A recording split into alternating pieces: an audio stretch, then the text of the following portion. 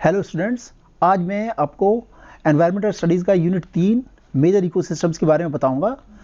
Now in this unit you will learn about the major types of terrestrial ecosystem such as grassland, forest and deserts, and the next is importance of the forest, then aquatic ecosystem, fresh water ecosystem, marine ecosystem and estuaries. इन सब चीज़ों के बारे में हम discuss करेंगे। सबसे पहले फॉरेस्ट इकोसिस्टम के बारे में बता रहा हूँ। There are 7 different types of forest, which are coniferous forest, temperate deciduous forest, temperate evergreen forest, temperate rain forest, tropical rain forest, tropical seasonal forest and subtropical rain forest। अगर आपको याद करना है तो सबसे पहले ध्यान रखिए coniferous forest याद रखिए। फिर 3 टेम्परेट वाले हैं, डेसिडुअस मीन्स पतझड़ वाला है, देन एवरग्रीन है सदाबहार, देन रेन फॉरेस्ट है बरसाती वाला। तो 3 टेम्परेट के, डेसिडुअस, एवरग्रीन और टेम्परेट रेन फॉरेस्ट, यानी कि सदाबहार पहला पतझड़, दूसरा एवरग्रीन, तीसरा रेन फॉरेस्ट यानी कि पतझड़ वाला सदाबहार और रेन फॉरेस्ट बरसात वाला। और फिर 2 ट्रॉपिकल का है, ट्रॉपिकल रेन फॉरेस्ट है, ट्रॉपिकल सीजनल फॉरेस्ट है, और लास्ट में सब ट्रॉपिकल रेन फॉरेस्ट है। अब इनके बारे में हम डिस्कस करेंगे कि इसमें किस तरीके का क्लाइमेट है और कौन कौन से प्लांट्स और एनिमल्स होते हैं। सबसे पहले कॉनिफेरस फॉरेस्ट के बारे में, जिसको बोरियल कॉनिफेरस फॉरेस्ट बोलते हैं। इसमें कोल्ड रीजन होता है, हाई रेनफॉल है, लॉन्ग विंटर्स हैं एंड शॉर्ट समर्स हैं। बोरियल कॉनिफेरस फॉरेस्ट है जिसमें एवरग्रीन प्लांट स्पीशीज है such as spruce, fir and pine trees होते हैं। दूसरा टेम्परेट डेसिडुअस यानी पतझड़ वाला फॉरेस्ट है, यहाँ पर क्लाइमेट मॉडरेट रहता है और डेसिडुअस ट्रीज रहते हैं विच शेड देयर लीव्स यानी कि पत्तियां झड़ जाती हैं in winter and grow new foliage in the spring यानी कि बसंत के मौसम में दोबारा उग जाती है। Trees are quite tall, about 40 to 50 meters in height, and biomes यानी कि कौन कौन से प्लांट्स होते हैं, beech, oak and cottonwood, ये एग्जिस्ट करते हैं। नेक्स्ट में आता है टेम्परेट एवरग्रीन फॉरेस्ट। यहाँ पर टेम्परेट एवरग्रीन मीन्स सदाबहार वाले में यहाँ पर मेडिटेरियन क्लाइमेट है, वार्म है, ड्राई समर्स हैं, कूल एंड मॉइस्ट विंटर्स हैं। These includes hemlock, yew and maple. यहाँ पर जो श्रब्स की हाइट है वो 3 से 4 मीटर तक की होती है, यानी कि that is temperate evergreen forest, Mediterranean climate, ये ध्यान रखना। नेक्स्ट में आता है टेम्परेट रेन फॉरेस्ट। यहाँ पर कोल्ड रीजन होता है विद हाई रेनफॉल, रेनफॉल बहुत हाई है। यहाँ पर जो प्लांट और एनिमल है, यहाँ पर diversity of the plant and animal is very low, यानी कि विभिन्नता बहुत कम है। नेक्स्ट में आता है tropical rain forest. This exist near the equator, temperature and humidity is very high and annual rainfall exceeds 200 centimetre, 200 centimetre से ज़्यादा होता है, and generally distributed through out the area, यानी कि एक ही बार में हो जाए या 1-2 महीने में, पूरे साल में 200 सेंटीमीटर के आसपास होता है through out. That is called tropical rain forest. In India में अंडमान निकोबार है और वेस्टर्न घाट है, और यहाँ पर कौन कौन से ट्रीज होते हैं, orchid, fern, banana tree, rubber trees, bamboo trees and avocado trees, इस टाइप के ट्रीज एग्जिस्ट करते हैं। नेक्स्ट में आता है 6 नंबर में ट्रॉपिकल सीजनल फॉरेस्ट। यहाँ पर जो total annual rainfall is very high but segregated into wait and dry periods. इसी को ध्यान रखना, इनका जो क्लाइमेट है वो बड़ा इंपॉर्टेंट है for examination point of view, इसमें से एमसीक्यू बनते हैं। तो total rainfall is very high but segregated into wait and dry periods, और इसको वेट ट्रॉपिकल सीजन को मानसून फॉरेस्ट भी बोलते हैं। यहाँ पर टीक ट्री ज़्यादा मिलते हैं और बैम्बू ट्री भी मिलते हैं। लास्ट में जो आता है वो है सब ट्रॉपिकल रेन फॉरेस्ट। यहाँ पर हाई रेनफॉल है but less temperature difference between the winter and summer. Examination point of view से, एमसीक्यू पॉइंट ऑफ व्यू से आपको पता होना चाहिए कि सब ट्रॉपिकल रेन फॉरेस्ट में हाई रेनफॉल है but temperature difference between winter और समर में बहुत कम डिफरेंस होता है। यहाँ पर जो ट्री मिलते हैं, mahogany, palm, oak, magnolia and tamarind, इमली वगैरह का पौधे होते हैं। नेक्स्ट में आता है grassland ecosystem. Grassland ecosystem is found where the rainfall is about 25 to 75 centimeter per year, not enough to support the forest but more than that of a true desert, कि डिजर्ट से थोड़ा सा ज़्यादा है और फॉरेस्ट से थोड़ा कम है। तो 25 से 75 सेंटीमीटर यहाँ पर रेनफॉल होती है पर ईयर, वो है ग्रासलैंड फॉर इकोसिस्टम। नेक्स्ट में आता है ग्रासलैंड इकोसिस्टम, कि यहाँ पर किस टाइप का इकोसिस्टम है। द मेजर यहाँ पर 2 तरीके होते हैं, स्टेपीज और सवाना। जो स्टेपीज है वहाँ पर जो फॉरेस्ट है, चारा जो है is provided only during the brief wet season, where in savanna the forest is largely from grasses and not only grow during the wet season but also having a smaller amount of regrowth in the dry season। Short में अगर इसको समझना चाहोगे तो steppes है वहाँ पर जो चारा है, फॉरेस्ट है, that is available only during the wet season, wherein savanna the forest is available largely in the wet season but small amount during the dry season। अब डेजर्ट इकोसिस्टम के बारे में आ जाइए। Desert ecosystem are found in region where the rainfall is less than 25 centimetre. Annual rainfall 25 centimetre से कम होगी। Desert in temperate region often lie in the rain shadow where the high mountain blocks off the moisture from the sea. इसका मतलब है यहाँ पर क्या है कि कोई बीच में माउंटेन है जो समुद्र की जो मॉइस्चर को उसको आने में रोकता है, और उसकी जो बैक साइड में है वो डेजर्ट बन जाता है। तो इसको बोलते हैं rain shadow. Rain shadow is again important for examination point of view से। नेक्स्ट में आता है डेजर्ट इकोसिस्टम के अंदर ही कुछ नेचुरल रॉडेंट यानी रात्रि वाले जो रॉडेंट्स हैं don't use water for temperature regulations and can live in the desert without drinking water. बिना पानी पिए काफी समय तक जिंदा रहते हैं। इसी के अंदर एनिमल जो है such as camel physiological adapted to withstand tissue dehydration और for appreciably long period of time. वैसे तो कैमल पानी बार बार पीता है, परंतु अगर इसको कम मिले पानी तो भी ये बहुत इसका जो टिश्यू डिहाइड्रेशन बड़ा स्लो होता है, तो बड़े लंबे समय तक बिना पानी पिए भी चल सकता है। इसके अंदर जो जीव रहते हैं of the lizards, some species like Calotes versicolor and Uromastyx hardwickii are predatory on the desert locust. तो जो लेजर्ड्स हैं, दो क्वालिटी जो लेजर्ड्स की है, कैलोटे वर्सिकुलर और यूरोमेस्टिक। अगर आप एमसीक्यू में देखेंगे टेक्स्ट बुक में भी तो ये क्वेश्चन पूछा हुआ है कि कैलोटे वर्सिकुलर और Uromastyx hardwickii are predatory on the desert locust. इसका शिकार करते हैं। And among the predatory birds में दो तरीके के वल्चर्स हैं, namely white rumped vultures and white scavenger vultures. दो तरीके के वल्चर्स हैं जो कि शिकार करते हैं। अब हम एक्वेटिक इकोसिस्टम के बारे में आ जाएंगे। Global water cover about 3/4 of the earth surface. जो ग्लोबल वाटर है वो about 3/4 of the earth surface करते हैं। Either as a fresh water where salt content is less than 0.5%। अगर सॉल्ट कंटेंट है जो फ्रेश वाटर है उसमें सॉल्ट कंटेंट 0.5 से कम होता है, और द सैलाइन वाटर है that the salt content is more than 3.5%, और as a brackish water where the salt content is intermediate between the fresh water and the saline water. तो इस चीज़ का ध्यान रखिए कि जो फ्रेश वाटर है उसमें salt content is less than 0.5%, और जो सैलाइन वाटर है in that saline water the salt content is more than 3.5%, and brackish water है the salt content is intermediate between the fresh water and the saline water. Because of their salt content, estuaries and oceans bear different kinds of organisms. अब aquatic ecosystems is categorized into the fresh water ecosystem, marine ecosystem और brackish water ecosystem. जो fresh water ecosystem है उसमें lake, pond, swamps, pool, spring, stream और reverse ये आ जाते हैं जो फ्रेश वाटर है। मैराइन इकोसिस्टम में शैलो सी और ओपन सी आता है। ब्रैकिश वाटर सिस्टम में estuaries, salt marshes, mangrove swamps and mangrove forest ये सब आते हैं। अब इसके अंदर एक्वेटिक ऑर्गेनिजम्स कौन कौन से हैं? ये 5 तरीके के न्यूस्ट्रॉन, पेरिफाइटॉन, प्लैंकटॉन, नेक्टॉन और बेंथोस। जो न्यूस्ट्रॉन है ये वाटर एयर इंटरफेस पर मिलते हैं। तो organism associated with the surface film of water और एयर वाटर इंटरफेस यहां पर एग्जिस्ट करेंगे। दूसरा है periphyton. Periphyton clings to the organism here the cling to the rooted water plant. जो वाटर प्लांट है उनके रूट पर जाकर क्लिंग चिपक जाते हैं, that is called periphyton. Third है प्लैंकटॉन।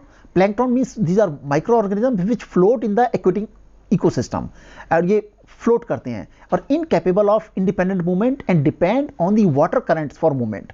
तो ये क्या है, अपने आप मूवमेंट नहीं कर पाते, बट जहां पर वाटर करंट चलता है उसके अकॉर्डिंग मूव करते हैं, that is called plankton. Nekton ये सबसे इंपॉर्टेंट रीजन है। नेक्टॉन मींस एक्वेटिक स्विमर्स हैं यहाँ पर, and can overcome the water current. Water current के अपोजिट डायरेक्शन में भी चल सकते हैं और उसके साथ भी चल सकते हैं। Animal ranges from size from 2 centimetre the biggest blue whale, यानी कि छोटे से छोटा एनिमल से लेके और बिगेस्ट ब्लू व्हेल तक सब इसी में आते हैं और दे आर गुड स्विमर्स। तो दैट इज नेक्टॉन। बेंथोस क्या है? Organisms at the bottom of the aquatic system. जो at the bottom of the aquatic system है वो बेंथोस में है। तो ये 5 तरीके के एक्वेटिक सिस्टम्स हैं। नेक्स्ट में आता है fresh water ecosystem. There are 2 main division, एक तो लेंटिक है, दूसरा लॉटिक। लेंटिक मींस काम, लैंडिस वर्ड से बना है, दैट इज स्टैंडिंग और बेसिंग सीरीज ऑफ इकोसिस्टम। इसके एग्जांपल्स आते हैं लेक, पूल्स, पॉन्ड, स्वैम्प्स और मार्शेस। दूसरा लॉटिक सिस्टम है वॉश्ड अवे, रनिंग वाटर या चैनल सीरीज। इसके एग्जांपल्स आते हैं रिवर, स्ट्रीम्स और स्प्रिंग्स। अब आता है इंपाउंडमेंट्स और वेटलैंड्स क्या होती है।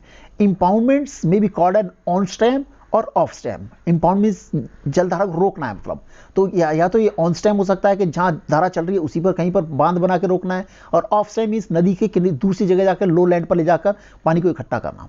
Depending on how these are created. तो सबसे पहले ऑन स्टेम रिजर्वायर क्या है? These are located in upland areas ये अपलैंड एरिया, जैसे पहाड़ी एरिया में कहीं पर जाकर पानी को रोक दिया, बांध बना दिया, and are formed by damming a stretch of river और stream in a suitable valley, river valley. In India, only this type of impoundments are found. Off-streams are built in lowland areas. ये lowland areas में off-stream वाले by pumping water some distance from the river or from an underground source. यानी कि यहाँ से क्या है कि रिवर से पानी को पंप करके किसी दूसरे शॉर्ट एरिया, lowland एरिया में ले जाते हैं और वहाँ पर रिजर्वायर बनाते हैं. That is called off-stream reservoir. तो दो तरीके के on-land reservoir, of stem reservoir. जो ऑन स्टेम रिजर्वायर है, नदी के कहीं डैम बना के रोका जाता है, और ऑफ लैंड में पानी को पंप करके किसी लो लैंड एरिया में ले जाया जाता है. नेक्स्ट आता है वेटलैंड्स. वेटलैंड्स आर परमानेंटली और periodically water covered areas. Wetlands क्या है? परमानेंटली या periodically water covered, either artificially created और नेचुरल. ये आर्टिफिशियल भी हो सकती है, नेचुरल बना अपने आप भी बना सकते हैं, और बनी बनाई भी होती है.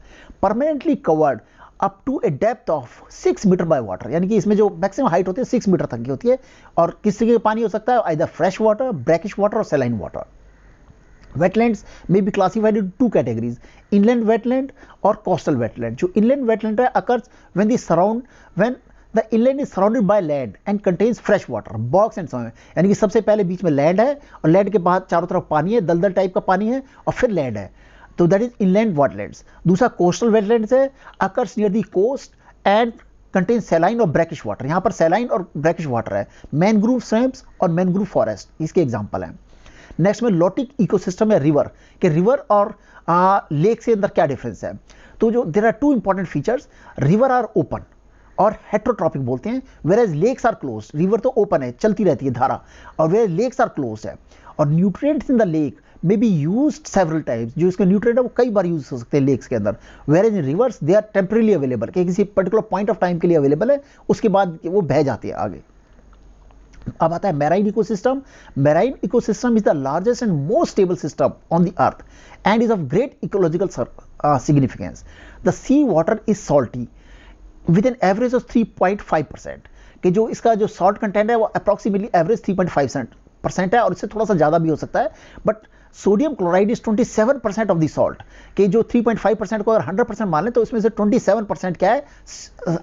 सोडियम क्लोराइड है. और बाकी जो है the important rest of the minerals are important are calcium, potassium और मैग्नीशियम. तो सोडियम क्लोराइड सबसे ज़्यादा कंसंट्रेशन है इसकी. A marine ecosystem में जो टेम्परेचर है that is remains almost constant in ocean, ranging from 2 degree Celsius to in the polar region to 32 degree or more in the tropic. तो ये रेंज है इसका. पोलर रीजन में 2 डिग्री तक जाता है, और पोलर जो ट्रॉपिक रीजन है 32 डिग्री और more. The marine habitat is distinguishable. अब इसमें जो मेराइन हैबिटेट है वो दो तरीके की होती है, बेंथिक जोन और पेलेजिक जोन. जो बेंथिक जोन है विच फॉर्म्स द बेसिन और the floor of the oceans, यानी कि बेसिन जो फ्लोर बनाता है ओशियन का, जमीन तला बनाता है, that is called benthic zone. Regardless of the depth, depth कम भी हो सकती है ज़्यादा, पर जहाँ पे भी बेस होगा that is called benthic zone.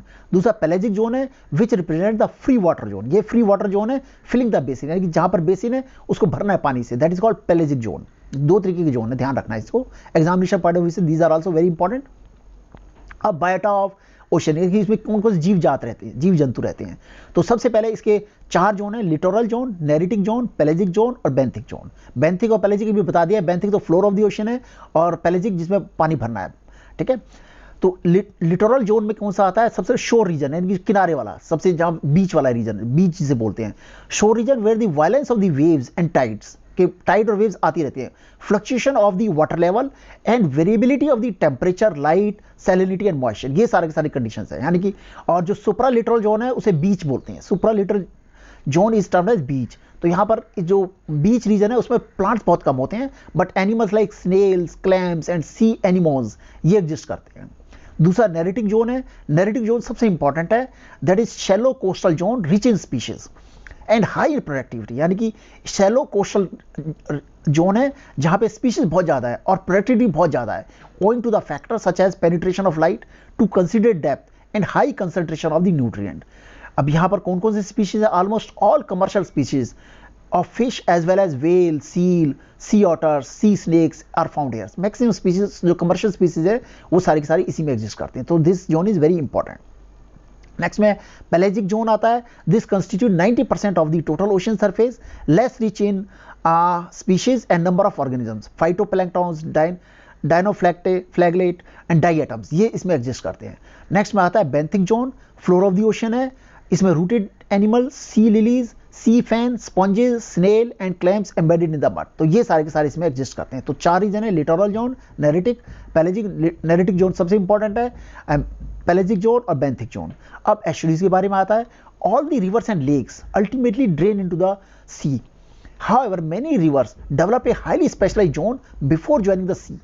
This zone is called estuary, यानी कि जब नदी समुद्र में जाकर मिलती है तो उससे पहले एक जोन बनता है, that is called estuaries. Estuary is a transitional zone between river and sea, कि समुद्र और रिवर के बीच का जो जोन है that is your estuaries. Estuaries are most productive ecosystem of the world, सबसे ज़्यादा प्रोडक्शन यहीं पर होती है। Estuary is a semi-enclosed part of the coastal ocean containing brackish, और इसमें कौन सा पानी होता है, brackish water that has free connection with the sea on one side and the other side it is connected with the river mouth and receives fresh water, यानी कि एक साइड से इसका रिवर है और दूसरी साइड से सी है, तो इसके बीच का जो region that is called estuaries.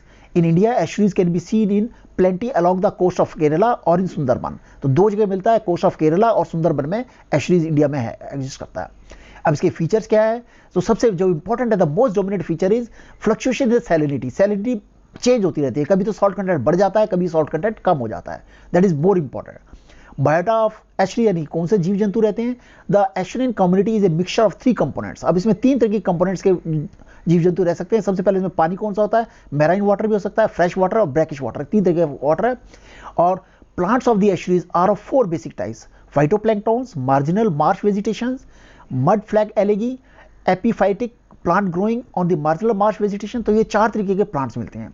Oyster, crabs and some sea shrimps are also found here, तो ये प्लांट्स और एनिमल्स एग्जिस्ट करते हैं एस्चुरीज के अंदर।